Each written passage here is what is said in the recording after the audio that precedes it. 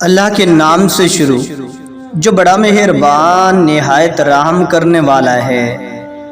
ابن عباس رضی اللہ تعالی عنہ روایت کرتے ہیں کہ نبی کریم صلی اللہ علیہ وآلہ وسلم سے آپ کے آخری حج میں کسی نے پوچھا کہ میں نے رمی کرنے یعنی کنکر پھینکنے سے پہلے ذبح کر لیا۔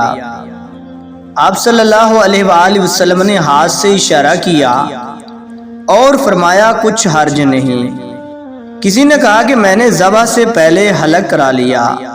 آپ صلی اللہ علیہ وآلہ وسلم نے سر سے اشارہ فرما دیا کہ کچھ حرج نہیں۔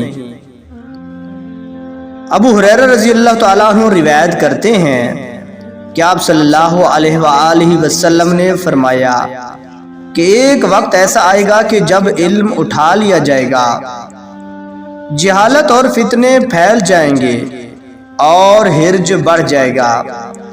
آپ سے پوچھا گیا کہ یا رسول اللہ، حرج سے کیا مراد ہے؟ آپ صلی اللہ علیہ وآلہ وسلم نے اپنے ہاتھ کو حرکت دے کر فرمایا، اس طرح گویا آپ صلی اللہ علیہ وآلہ وسلم نے اس سے قتل مراد لیا۔